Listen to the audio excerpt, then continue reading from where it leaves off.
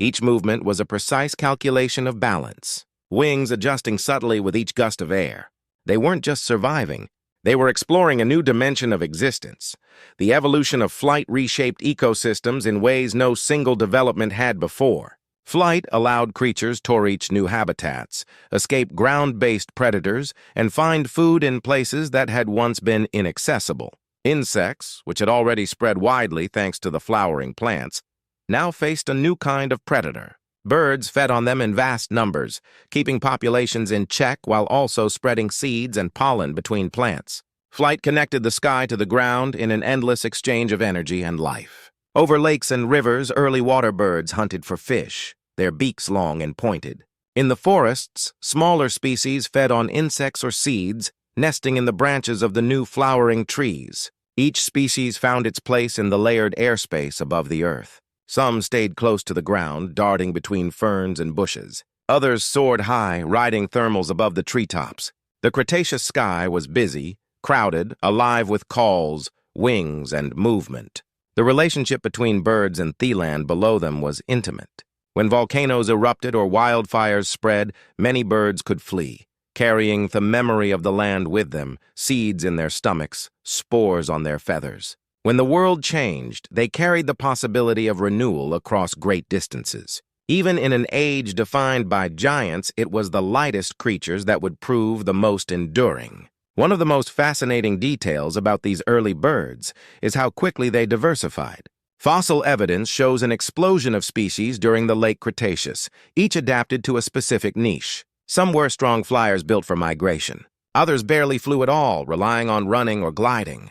The adaptability of birds made them resilient to environmental change, a quality that would later ensure their survival when most of their relatives vanished. Not all that flew had feathers. Pterosaurs, though ancient, continued to thrive in parallel. In some regions, they grew even larger. Quetzalcoatlus, one of the last and greatest of them, could reach heights comparable to a giraffe when standing on the ground. Its wingspan stretched over 10 meters. Yet despite its size, it could fly, not through brute strength, but through mastery of air currents. It likely used a technique called dynamic soaring, catching the wind rising from cliffs and ridges to stay aloft for hours with minimal effort. Seeing such a creature glide overhead must have been inspiring. Its shadow alone could darken a small clearing. The coexistence of pterosaurs and birds is one of evolution's more elegant stories. They shared the same air, but rarely the same roles. Pterosaurs ruled the open skies and coasts, while birds increasingly dominated forests and smaller habitats. Rather than direct competition, they seemed to partition the atmosphere, each group carving out its own kingdom in the wind. The balance worked beautifully until the end.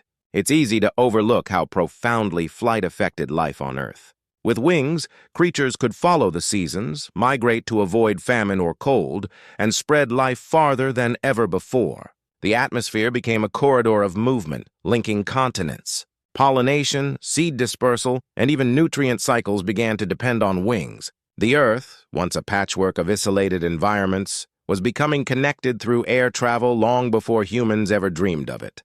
The bones off-lying creatures tell us much about their lives. Pterosaur fossils show adaptations for strength and weight reduction. Bones hollowed but reinforced with fine struts, capable of supporting enormous wings without breaking. Bird fossils, on the other hand, reveal innovations in breathing. Air sacs extended from their lungs into their bones, allowing continuous oxygen flow even during strenuous flight. These systems were so efficient that they would later enable birds to survive conditions that killed most other species. Evolution, through countless trials, had built perfection in motion. Insects, too, filled the skies in abundance, and the relationship between them and the flying vertebrates became a quiet arms race. As birds improved their hunting techniques, insects evolved better camouflage, faster flight, and in some cases defensive chemicals that made them less appealing as prey. This interplay of adaptation drove both sides forward, weaving an invisible thread of cause and effect through the Cretaceous sky. Above the inland seas, storms brewed with intensity. Air masses moved differently in a greenhouse world. The absence of polar ice meant global circulation patterns were slower, and tropical storms could stretch across entire regions.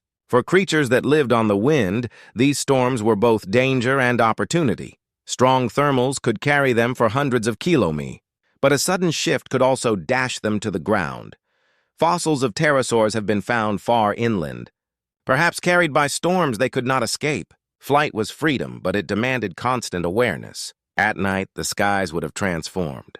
The air cooled, insects swarmed, and nocturnal species took over. Some small birds and flying reptiles may have hunted under the light of the moon, using sight adapted to low light. The stars above would have looked familiar. The same constellations, the same sweep of the Milky Way, but viewed from a planet that was warmer, greener, and louder than ours. Even then, the rhythms of day and night governed life as they do now, setting the pace for feeding, resting, and migration. If you picture that ancient sky long enough, it becomes easy to forget how strange it truly was. The silhouettes that moved across it were neither the birds we know nor the creatures we could easily imagine. Some had tails like ribbons. Others had wings edged with claws. Many species were transitional, caught in the act of becoming something new. Evolution is rarely tidy. It's full of half-finished experiments that work just long enough to persist. The Cretaceous skies were full of them, fleeting solutions to the problem of flight. The nests of these creatures tell another part of the story. Fossilized nests show patterns of care, protection, and planning. Eggs were arranged carefully, sometimes in communal clusters, suggesting cooperation. Feathers found in these sites indicate that brooding was already common among both bird-like dinosaurs and early birds. The warmth of a parent's body was enough to keep the next generation alive. Flight may have taken life into the air, but it also deepened the connections on the ground. And there was beauty in these creatures, not in a romantic or symbolic way, but in the quiet logic of adaptation. The colors of their feathers, the shapes of their crests, the arcs of their wings, all of it reflected purpose.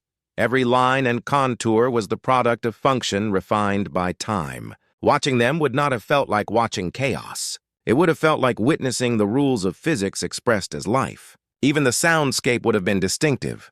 The air would carry layers of noise, the rush of wings, the cries of pterosaurs, the chirps and whistles of early birds, the distant rumble of thunder. To live in that world was to be surrounded by sound. It was a planet learning to sing through the air. The skies of the Cretaceous remind us that Earth's history has always been a story of expansion. From water to land, from land to air, from instinct to intelligence. Each step opened new worlds, and each world brought its own risks. Flight was one of the greatest of these leaps. And though it seems effortless when we watch a bird today, it was earned through countless generations of trial and error. The creatures that filled the Cretaceous air were the culmination of that long experiment. And as the world beneath them continued to change, forests growing thicker, volcanoes reshaping continents, oceans shifting, the flyers adapted in turn. They followed the climate, tracked the seasons, and found stability in motion. They had no sense that their age was nearing its close, no awareness of the fragility of their existence. To them, the world was infinite. The air was theirs. High above the plains, a Quetzalcoatlus catches a rising current and begins to climb. Its massive wings tilt slightly, catching the sun. Below, herds move across the land. Rivers wind through forests, and the sea glimmers in the distance. The creature soars higher, weightless, unhurried. It circles once, twice, then glides forward, vanishing into the haze of the horizon. The sky remains behind it, vast, timeless, filled with the echoes of life in flight. The land beneath the Cretaceous skies was restless. It was not a silent foundation, but a living surface, moving, breaking, and rebuilding itself over millions of years. To the creatures walking across it, the ground may have seemed eternal, solid, dependable, but it was in constant motion. Beneath the soil, beneath the roots, the earth was shifting. It was stretching apart and colliding in slow, invisible movements that shaped every valley, every coastline, and every horizon. The world of the Cretaceous was divided into continents that looked roughly familiar yet deeply strange. North America, South America, Africa, Eurasia, and Antarctica had already begun to resemble the map we know today. But their positions were still unsettled. They were drifting, pulled and pushed by the currents of molten rock below. The Atlantic Ocean was young, still widening. India was a separate island continent, racing northward at an almost reckless pace, bound for its future collision with Asia. The edges of continents were fringed by volcanoes and mountains that rose slowly, their growth measured not in lifetimes, but in ages. If you could stand in one place for 10 million years and watch, you would see continents move like slow clouds, oceans expand, and mountain ranges crumble into dust. The Earth was alive, and its movement set the stage for everything above it. The air, the oceans, the climate, all of them followed the rhythm of the shifting ground. To the dinosaurs that walked those lands, none of this was visible. What they knew were the forests, the plains, the rivers that carved through soft stone, and the distant rumble of volcanoes. The soil they stepped on was thick with decay and growth, a mixture of fallen leaves, weathered rock, and the remains of countless plants and animals that had lived and died before them. Each footprint they left pressed into a surface made from deep time. The continents were more humid than today. Rainfall was heavy, especially near the equator. Rivers swelled with monsoons, overflowing their banks and creating fertile floodplains where herds of herbivores gathered to feed. These lands were rich with vegetation, cycad, ferns, palms, and flowering plants forming dense jungles that stretched for miles. The air carried the scent of resin and wet earth. Every step stirred the smell of life and decomposition. Farther inland, the terrain changed. Volcanic fields and mountain chains divided ecosystems. In what is now western North America, the early rise of the Rocky Mountains was underway. The movement of tectonic plates forced land upward, folding layers of rock into ridges that would one day dominate the continent. In the shadows of these growing mountains, new rivers were born, carrying minerals and nutrients toward the inland seas. Life followed these waterways, adapting to new climates, new altitudes, and new challenges. The connection between geology and biology was constant. When volcanoes erupted, ash fell across the landscape, burying forests and plains. At first, it was destruction. The air darkened, the plants withered, the rivers filled with debris. But after the ash settled and mixed with the soil, it brought nutrients that renewed the land. Within a few years, new growth would cover the scars richer than before. The Earth's violence was part of its fertility. Even in the calmest regions, the planet's surface never stopped changing. In coastal areas, sediment built up layer by layer, forming cliffs and plateaus that would one day record the history of the Cretaceous like pictures in stone.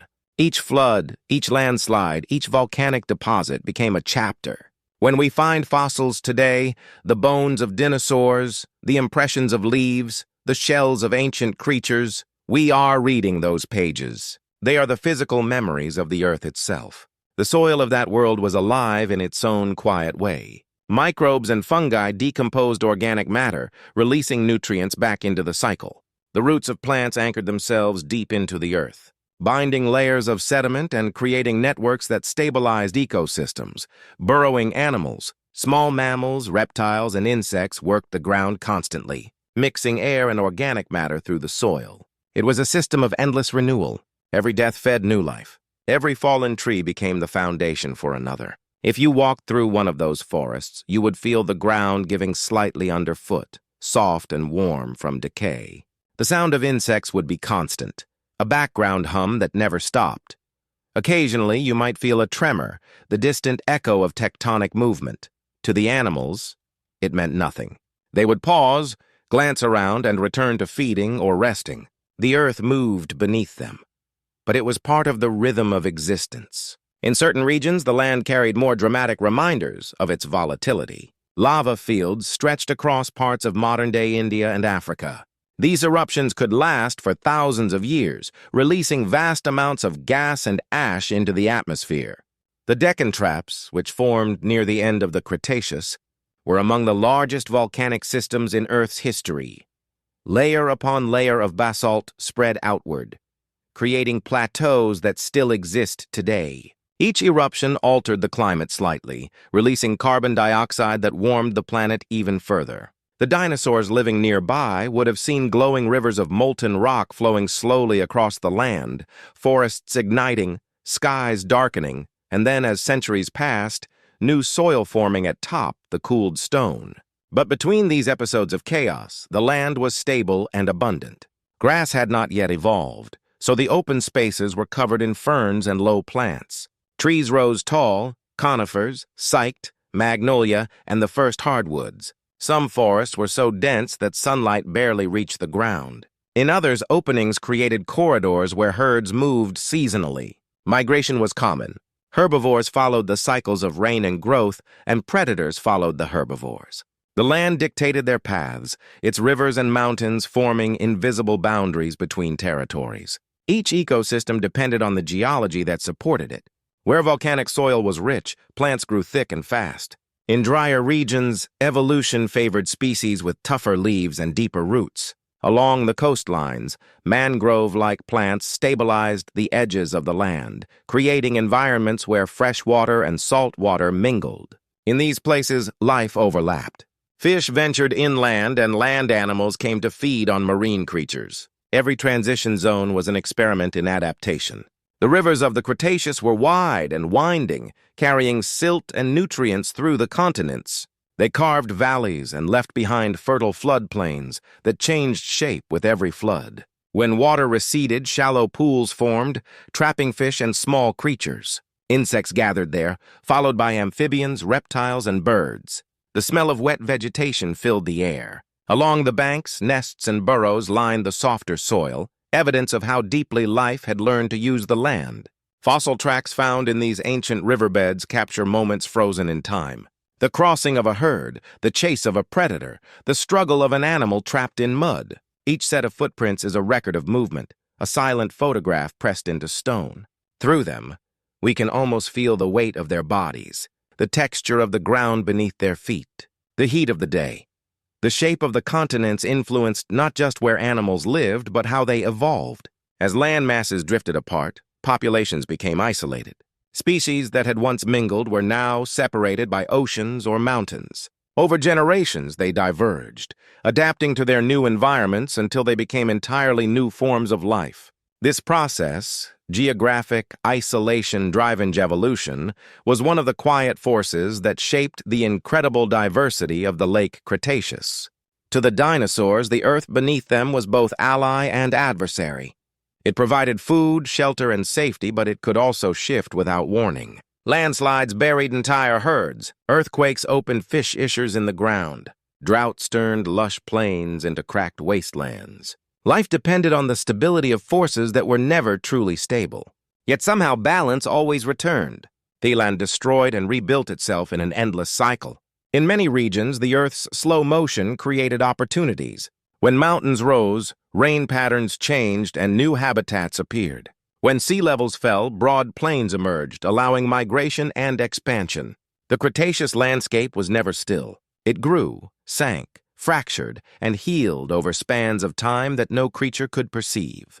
The rocks beneath each footprint told a story written over eons. If you think of the Earth not as a backdrop, but as a character, the Cretaceous becomes easier to imagine.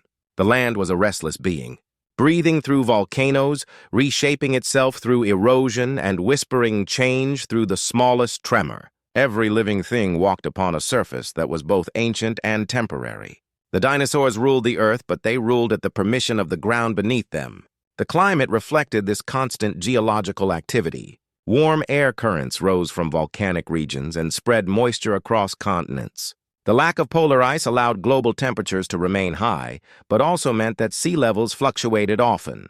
Periods of expansion and contraction created cycles of connection between habitats. Coastal areas were sometimes submerged, then exposed again centuries later. Creatures adapted to both worlds, developing resilience through instability. In the northern reaches, near what would become Alaska, forests stretched close to the poles. Despite months of darkness each year, the climate remained mild enough for life to persist. There, small dinosaurs adapted to cooler conditions, possibly growing feathers for insulation. Their fossils tell us they endured long winters and brief bright summers.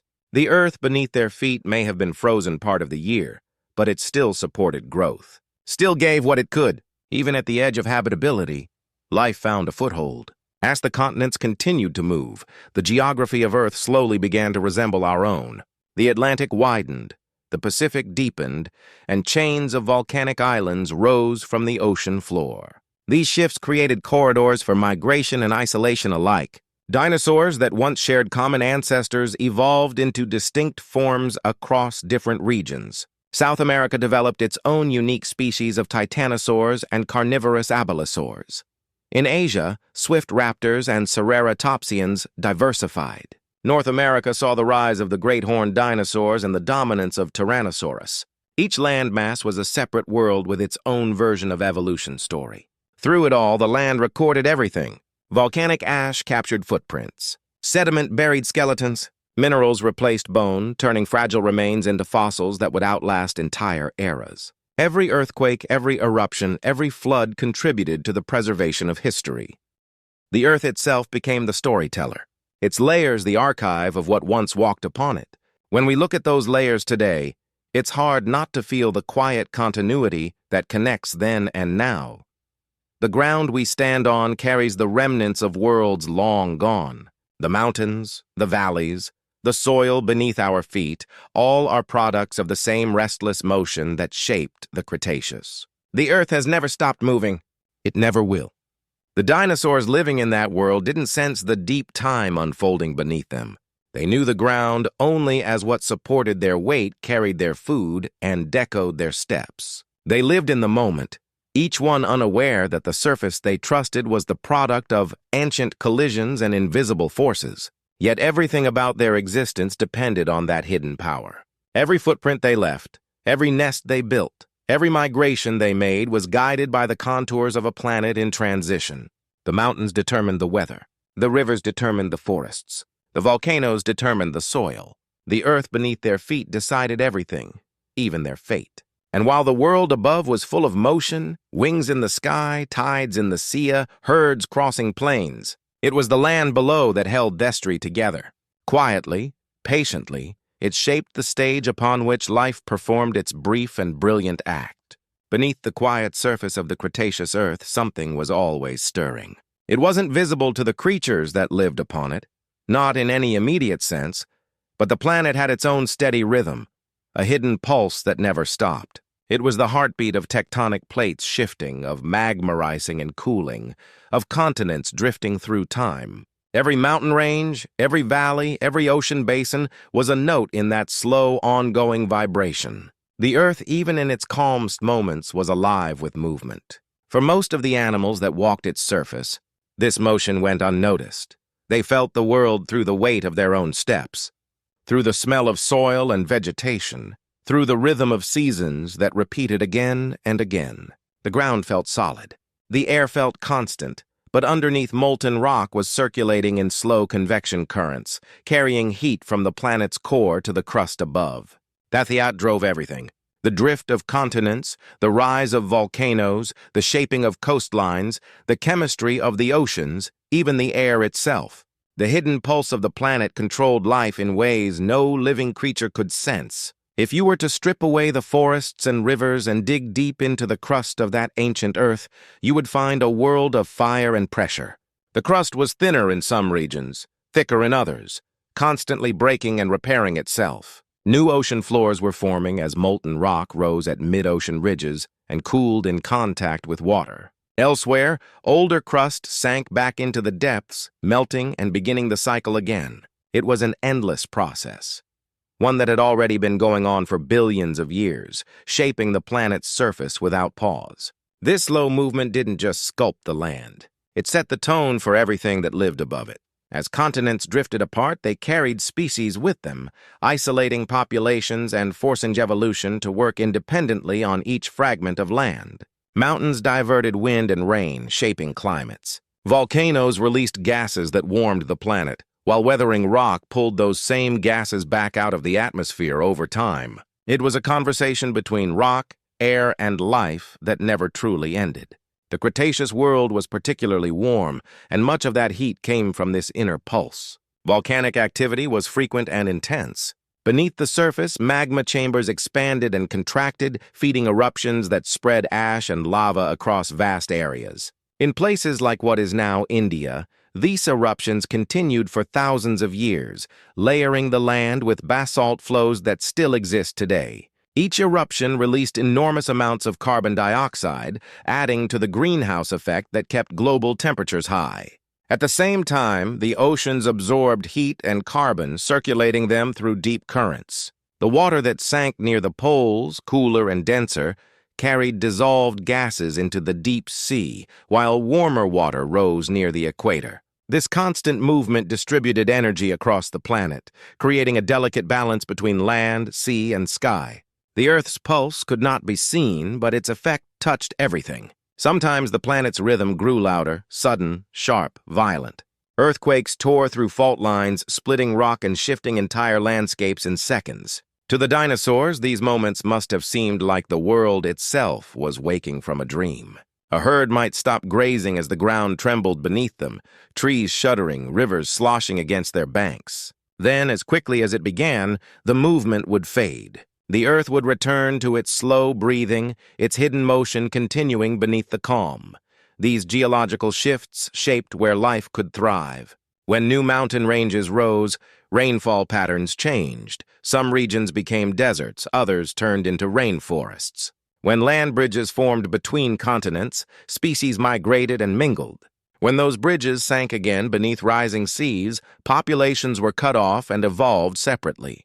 The planet's crust was the ultimate architect of biodiversity, redrawing the map of existence over millions of years. Even the chemistry of the atmosphere was tied to this hidden pulse. Volcanic gases like carbon dioxide, sulfur dioxide, and water vapor escaped from the Earth's interior during eruptions.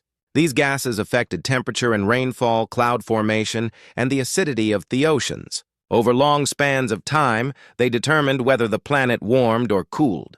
During the Cretaceous, greenhouse conditions prevailed, but they were not static. Every eruption, every burst of volcanic gas, every shift in the ocean floor tipped the balances lightly. The world adjusted slowly yet continuously. If we could somehow listen to the Earth during this era, not to its surface sounds, but to its deep internal rhythm, it would be like hearing a long, low hum that never stops. A vibration carried through stone and water, constant and ancient. That hum, imperceptible to life on the surface, was the planet's way of staying alive. In the fossil record, traces of this hidden activity remain. Layers of ash tell stories of eruptions that blacken the skies. Bands of magnetic minerals record the movement of continents and the reversal of Earth's magnetic field. Shifts in sediment composition reveal changes in ocean chemistry driven by tectonic motion. The Earth's own archives show that even during its most stable ages, it was never truly still. For the living creatures of the Cretaceous, the signs of this interactivity appeared only in moments. The faint rumble of distant thunder that wasn't thunder at all. The sudden birth of a volcano on the horizon. The way a river would suddenly change course after a tremor. Life adapted to these rhythms, not through understanding, but through persistence. The plants grew back after eruptions. The animals migrated when water disappeared. Survival meant listening, even if unconsciously, to the pulse of the planet beneath their feet. In coastal areas where tectonic movement was most visible, the land rose and fell in cycles. Coral reefs that had once been underwater became dry islands. Sediment from eroded mountains created new deltas that teemed with life. Over centuries, entire ecosystems shifted without warning. And yet, balance always returned. The planet's hidden rhythm was destructive and generous at the same time. It's remarkable how much the biosphere and the geosphere were intertwined. The very act of life existing. Plants taking in carbon dioxide, animals breathing oxygen, microbes breaking down minerals influenced the chemistry of the planet. The Earth, in turn, shaped life through its shifting continents and evolving climate. It was not a one-way relationship, but a constant exchange. The pulse of the planet was mirrored in the pulse of life. Deep in the Earth's core, a metallic heart turned slowly, generating the planet's magnetic field. That invisible shield protected the atmosphere from solar wind, allowing the delicate balance of gases to remain intact. Without it, Earth's air and oceans might have been stripped away, as happened on Mars. The same magnetic forces that guided ancient compasses also guided the flow of molten rock, aligning crystals in patterns that scientists can still read today. Every reversal of polarity, Every fluctuation became part of the record. The Earth's pulse wasn't uniform. Some regions were calm, stable for millions of years, while others were restless. Along subduction zones, where one tectonic plate slid beneath another, volcanoes rose in chains. Along rift zones, new crust was born. These regions were where change began, where the deep interior of the planet touched the surface and altered it forever. If you could map the world's heartbeat, these would be its arteries and veins glowing with heat and motion. Even the weather carried the signature of this pulse. When volcanic gases reached the upper atmosphere, they reacted with sunlight and water vapor, sometimes forming aerosols that reflected light and cooled the planet temporarily. Other times, they trapped heat, thickening the greenhouse blanket. The cycles of eruption and recovery created long-term fluctuations in global temperature. These shifts were slow enough that ecosystems could often adapt, though not always without cost. For the creatures that lived through them, these changes might have seemed like the work of chance. Seasons growing slightly longer or shorter, rainfall coming a little later each year, forest spreading or retreating, but all of it was connected to the deep processes hidden beneath their feet. The Earth was not just a stage. It was a participant in its own story. If you were to stand on a high PL during the Cretaceous, you might feel a faint vibration underfoot, though you wouldn't recognize its source. The mountains in the distance would seem unchanging, but they were slowly rising. The rivers below would appear permanent, thought they were carving new paths each century. Even the coastline you saw would one day be swallowed by the sea or lifted into the sky. The Earth's pulse was patient but unstoppable. Over time, these movements began to accumulate in ways that would matter deeply. The volcanic outpourings of regions like the Deccan Traps released enormous volumes of gas that gradually altered the atmosphere. The oceans absorbed much of it, buffering the effect for a while, but small changes in acidity began to ripple through marine ecosystems. Some plankton species declined, altering the food web from the bottom up.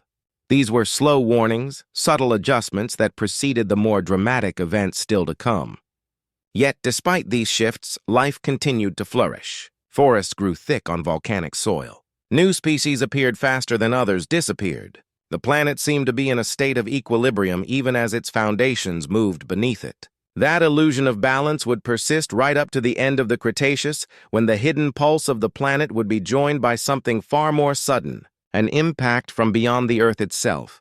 But for now in this era, the pulse continued as it always had, deep and steady, shaping the world with every unseen movement. The atmosphere, the seas, the continents, the creatures, all of them were products of this rhythm. Every breath of air, every drop of rain, every grain of sand owed its existence to the flow of energy from within the Earth. The hidden pulse was the planet's oldest constant, a reminder that even in silence, motion never truly stops. And above it all, life carried on, unaware, untroubled, perfectly in tune with the rhythm it could not hear. The world above the restless Earth was green, not the kind of green we see today, soft and scattered across cultivated landscapes, but a deep, overwhelming green that seemed to breathe with the planet itself. Forests covered nearly every continent, spreading over mountains, valleys, and swamps, wrapping the land in an endless web of leaves and stems and roots. The Cretaceous was in many ways the age of plants as much as it was the age of dinosaurs. It was the great flourishing of the green world, a time when photosynthesis reached its peak and life on land became dense, layered, and intricate beyond anything that had existed before. If you could walk through a Cretaceous forest, your first impression would be of size. Trees towered above, their trunks thick and rough, their crowns vanishing into a canopy so dense that the sunlight filtered down in shifting beams. The air would be heavy with humidity, thick with the scent of sapanned, decaying leaves. The sounds would come from every direction. The low call of distant animals, the rustle of creatures moving through undergrowth, the constant buzz of insects. Every breath you took would be filled with the sharp green scent of vegetation. It was a world that grew without pause, a landscape that never slept. The plants of that time were both familiar and alien. Conifers still dominated many regions. Their needle-like leaves adapted to the warmth and moisture of the Cretaceous climate. But they were beginning to share space with a new arrival, flowering plants. These angioperms had appeared millions of years earlier, but during this period they spread across the globe, transforming ecosystems from the ground up. Flowers meant seeds, nectar, fruit, and most importantly, pollination.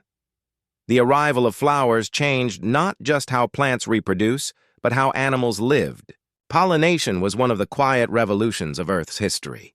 Before flowers, most plants relied on the wind to carry pollen, an inefficient process that wasted vast amounts of energy. But flowers found a better way. They offered rewards, nectar, scent, and color to attract insects and other animals. In exchange, those creatures carried pollen directly from one bloom to another. It was a partnership so effective that it reshaped the biosphere.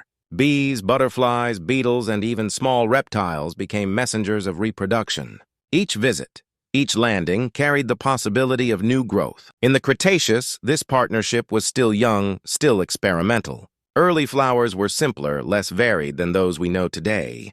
Their petals were often small, their colors limited, but even so, they were irresistible to the creatures that had begun to evolve alongside them.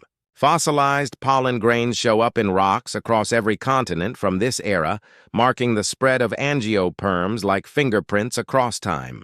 Wherever they grew, ecosystems grew more complex. The presence of flowers also changed the structure of food webs. Plants that produced fruit began to attract animals that would eat it and spread their seeds. Over time, this led to new behaviors, new relationships between species. Herbivores began to browse differently, feeding selectively on flowering plants rather than the tougher leaves of conifers. Insects diversified to match the new resources available. Even the great dinosaurs felt the effects. Some species developed beaks and teeth, better suited for clipping leaves and stems. Others adapted their digestive systems to handle new kinds of vegetation. The forests themselves were layered worlds. The canopy was ruled by the trees, conifers, cycads, magnolia, and the first hardwoods. Beneath that layer, smaller trees and shrubs filled the gaps, their leaves reaching for whatever sunlight filtered through. The forest floor was a dense mat of ferns, mosses, and low-lying plants, damp and full of life. Streams and rivers cut through these forests, their banks lined with horsetails and reeds. In the shadows, fungi decomposed fallen wood, returning nutrients to the soil. Everything in the green world was connected. Growth feeding decay, decay feeding growth. Amid this living architecture, animals moved constantly. Herds of herbivorous dinosaurs wandered through the trees, their massive bodies parting branches and crushing ferns underfoot. They fed slowly, stripping leaves with mouths adapted to every possible shape of vegetation. Hydraosaurs, with their broad, duck-like beaks, ground up soft plants in complex jaws lined with hundreds of teeth. Cereratopsians, the horned dinosaurs, used their sharp beaks to bite through tougher stems and roots. Saurians reached high into the canopy, pulling down entire branches with sweeping motions of their long necks. Every feeding motion reshaped the forest, pruning it, spreading seeds through droppings and opening sunlight patches where new plants could grow. Smaller creatures thrived in the spaces the giants left behind. Lizards and mammals darted between roots, searching for insects and fallen fruit. Insects themselves filled every corner, crawling, flying, burrowing. Beetles bored into wood. Termites built colonies inside fallen trunks. Ants began to appear, experimenting with social organization that would one day dominate entire ecosystems. The forest was not a single community, but a collection of countless microworlds, each sustained by the constant exchange of energy between sunlight, plant, and animal. In this green world, time moved differently. Growth was steady, almost rhythmic. A fallen tree would slowly decay, covered in moss, then fungi, then new shoots. Forest fires, sparked by lightning or volcanic activity, cleared old growth and made space for new life. The balance between destruction and renewal was constant. To the creatures that lived there, it must have felt eternal, acyclical, without beginning or end. The climate helped sustain this abundance. The Cretaceous atmosphere held more carbon dioxide than today's, which meant that photosynthesis was particularly efficient. Plants grew faster, larger, and in greater numbers. The oxygen levels were high, feeding the metabolism of animals and allowing insects to grow to sizes that would seem impossible now. Dragonflies with wingspans, over 1/2 meter, glided through the forest. Air. Beetles the size of a hand clung to bark. Each creature had found its role in the breathing system of the planet. Yet the green world was not always gentle. The same density that supported life also hid danger. Predators moved through the trees silently using shadow and foliage for cover. Raptors with feathers and sharp claws stalked smaller prey, their eyes keen in the dim light. In the undergrowth, snakes waited in silence. Crocodiles hid along riverbanks, motionless until the moment they struck. Even in the heart of this abundance, survival was never guaranteed. Every leaf and shadow carried both food and threat. For the herbivores, the forest was a constant negotiation. They had to eat almost continuously to sustain their size, but every mouthful carried risk. Some plants evolved chemical defenses, toxins, bitter tastes, or tough fibers to discourage grazing. In response, dinosaurs developed stronger teeth and complex digestive tracts capable of breaking down resistant material. Some species swallowed stones known as gastroliths, which helped grind up food in their stomachs. Evolution was not just shaping bones and claws. It was sculpting the unseen machinery of survival. Water shaped the green world as much as sunlight did. Rainfall patterns determined which plants dominated. In wetter regions, dense jungles spread endlessly. In drier areas, open woodlands and fern plains created different ecosystems. Rivers flooded and receded, leaving behind nutrient-rich mud where new growth sprouted quickly. In the flood plains, entire herds gathered after the rains, feeding on the lush vegetation that appeared almost overnight.